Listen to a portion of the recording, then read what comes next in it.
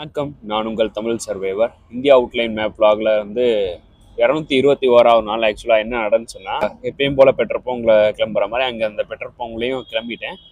மைக்கெல்லாம் மாட்டிட்டு அங்கேருந்து கிளம்பிட்டேன். பஜாரில் வந்து ஏதோ சந்தை நடந்துச்சு, சந்தை மாதிரி போட்டிருந்தாங்க. அதெல்லாம் நல்லா இருந்துச்சு, பார்க்க ரொம்ப நல்லா இருந்துச்சு. ஏதோ பாக்கு மாதிரிலாம் விற்றாங்க, அதெல்லாம் நல்லா இருந்துச்சு. அதுக்கப்புறம் அங்கேருந்து வந்துக்கிட்டு இருக்கும்போது தான் வந்து ரொம்ப டஸ்டியாக இருந்துச்சுங்க. ஊரே ரொம்ப டஸ்டியாக இருந்துச்சு. அதுக்கப்புறம் வந்து அது வந்து சாப்பாடும் சரியில்லை. உண்மையை பேசிடுவோம், இருக்கிறத பேசிடுவோம். அந்த பீகாரில் சாப்பாடு அவ்வளோவா சரியில்லை.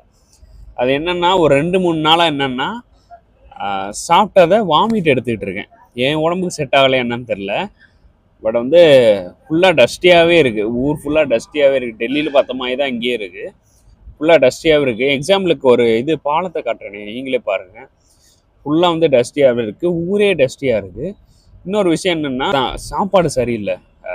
சாப்பாடு வந்து சப்பாத்தி தான் கொடுக்குறாங்க, டேஸ்ட்டாக தான் இருக்குது. பட் வந்து சாப்பிட்டு முடித்தோடனே அது வந்து வாமிட் வந்துடுது. அடுத்தடுத்து வாமிட் எடுத்துக்கிட்டே இருக்குது. ஒரு 2-3 நாளாக தான் அப்படி தான் போயிட்டுருக்கு. இந்த பீகாரில் மட்டும்தான் நடக்குது. இதுக்கு முன்னாடி வந்து எதுவுமே நடக்கலை இந்த மாதிரி. பீகாரில் தான் வந்து சாப்பிட்றேன், வாமிட் எடுக்கிறேன், சாப்பிட்றேன், வாமிட் எடுக்கிறேன். ஸோ அது டஸ்டியாக இருக்கா இல்லை வந்து எதுக்காக அப்படி இருக்குன்னு தெரில. ஸோ சேம் வந்து இன்னொருத்தர்கிட்ட கேட்டேன், இந்த மாதிரி வந்து என்ன ப்ரோ ஊரே டஸ்டியாக இருக்குது, அப்படி எதுக்கு எப்படி தான் ப்ரோ டஸ்டியாக இருக்குது அப்படின்னு கேட்கும்போது, அது ஏர் பொல்யூஷன் ப்ரோ, அது அப்படி தான் இருக்கும், வேறு வழி இல்லை அப்படின்ற மாதிரி சொல்லிட்டு, இதுக்காக தான் நாங்கள் இங்கேருந்து நான் வந்து தமிழ்நாட்டுக்கு வரோம் அப்படின்றாரு. என்ன ப்ரோ இதுக்கும் அதுக்கும் என்ன ப்ரோ சம்மந்தம் அப்படின்னு கேட்கும்போது, ஒரு பைக்காரர் வந்து நிறைய சொல்லிகிட்டே வந்தார் இந்த மாதிரி. ஸோ ஆனால் வந்து மக்கள் நல்ல பீப்புளுங்க. இங்கே இருக்கிற மக்கள் வந்து ரொம்ப ஸ்வீட்டு. மக்கள் வந்து ஓகே தான். ஆனால் வந்து அவங்க இருக்கிற வந்து இந்த ஏர் பொல்யூஷன் தாங்க முடியாமல் தமிழ்நாட்டுக்கு வர்றதா சொல்கிறாங்க. பட் வந்து தெரில, அது வந்து இந்த ரீசனாக கூட இருக்கலாம்னு நினைக்கிறேன். அதுக்கப்புறம் வந்து நேராக இன்னொரு பெட்ரோல் பங்க் வந்தேன்.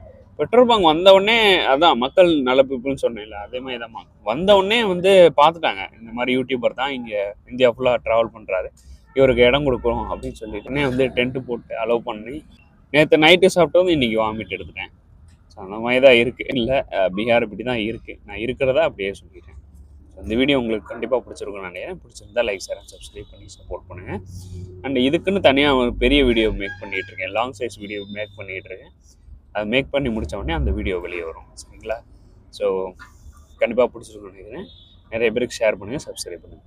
நன்றி. அடுத்த 222வது நாள் இன்றைக்கி என்ன நடந்துச்சுன்றதை நான் வீடியோ அப்டேட் பண்ணுறேன்.